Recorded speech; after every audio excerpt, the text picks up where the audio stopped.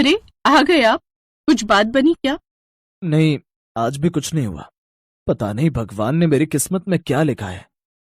अच्छा, अब छोटू, आज के लिए इतनी पढ़ाई काफी है। जाओ, जाकर दोस्तों के साथ बाहर खेलो। ठीक है मम्मी। ये अच्छा किया तुमने, छोटू को बाहर भेज दिया। वो भी अब बड़ा हो रहा है, उसे पता चलेगा कि उसके पापा के पास कोई काम नहीं है तो वो क्या सोचेगा मेरे बारे में।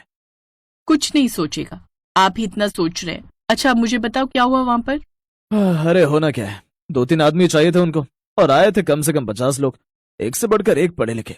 आजकल तो चपरासी की नौकरी के लिए भी कितनी मारामारी है। भाई तुम लोग पढ़े लिखे हो तो कहीं अच्छी नौकरी के लिए जाओ ना, हमारे जैसे कम पढ़े लिखे लोगों का हक क्यों मारते हो। दिल छोटा ना करो जी। ये सोचो कि अगर आपको इतना दुख हो रहा है तो उन पर क्या बीत रही होगी जो पढ़े लिखे हैं, मगर फिर भी उन्हें नौकरी नहीं मिली। वो सब भी हमारी तरह मजबूर होंगे, तभी तो बेचारे नौकरी ढूंढने पहुंचे होंगे। हाँ तारा, ये तो मैंने सोचा ही नहीं, तुम सच में बहुत समझदार हो।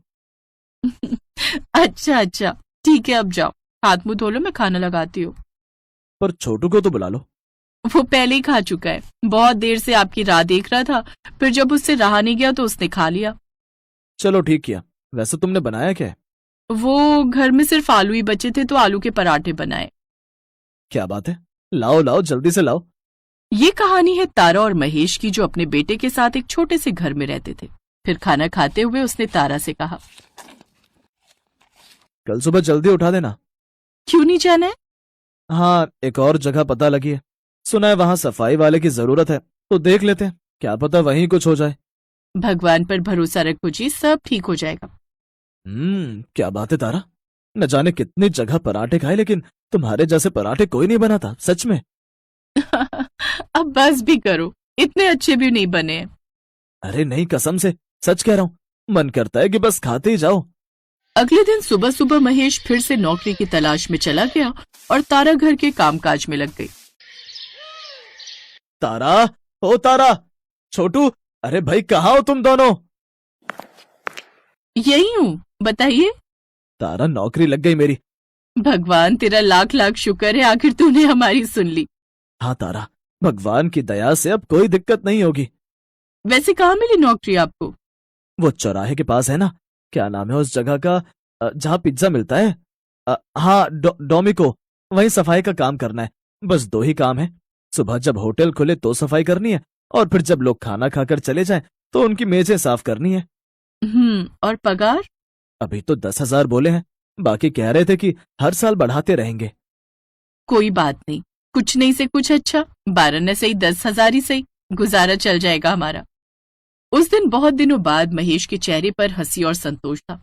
तारा भी महेश को देखकर खुश थी। अगले दिन सुबह सुबह महेश जल्दी उठा और तैयार होकर काम पर निकल गया। फिर डोकीमो पहुंचने के बाद वो सीधा विशाल से मिला, जो वहां का मैनेजर था। चलो मैं तुम्हें काम समझा देता हूँ। देखो अभी बज रहे हैं 8:30, ठीक आधे घंटे बाद हम रोज 9 बजे ओपन करते हैं, और 9:15 9:30 तक लोग आने भी शुरू हो जाते हैं। शाम को 6 बजे तक स्टोर खुला रहता है। तो तुम्हें करना यह है कि सुबह आते ही पूरे फर्श पर पोछा लगाना है, और जब लोग पिज्जा खाकर उठे तो जल्दी से टेबल साफ करनी है, ताकि किसी भी कस्टमर को बैठने के लिए इंतजार न करना पड़े। ठीक है? जी समझ गया सर।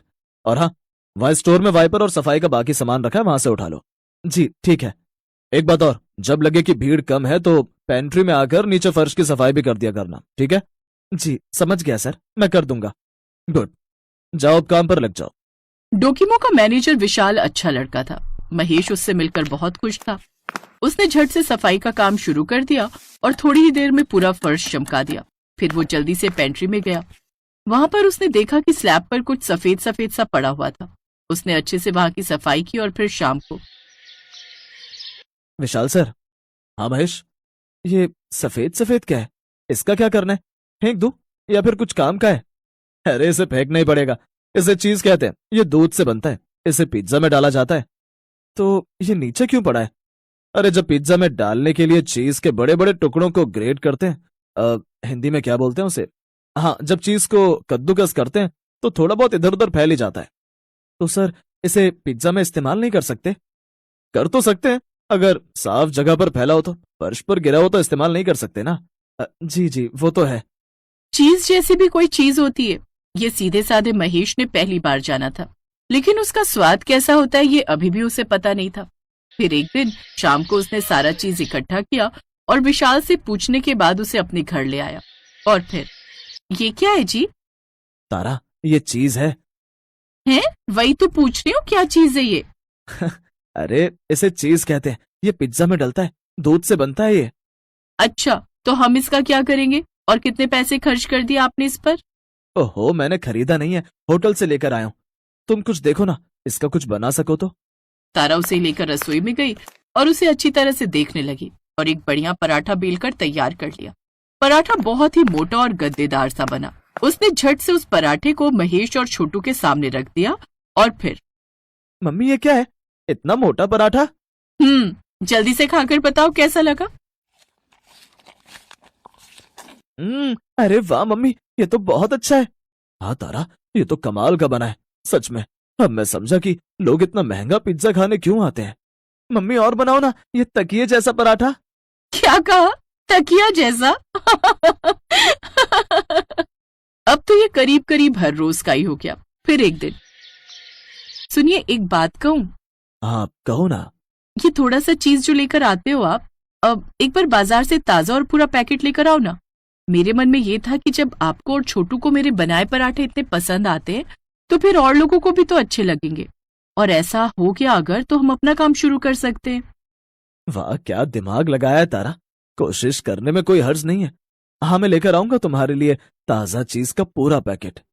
महेश तारा के लिए बाजार से चीज का पैकेट ले आया और फिर प्रभु का नाम लेकर तारा ने एक ठेले पर अपने चीज पिलो पराठे बनाकर बेचने शुरू कर दिए। धीरे धीरे तारा के ये खास पराठे खूब बिकने लगे। पहले ठेले से किराए की दुकान हुई, फिर अपनी दुकान भी हो गई।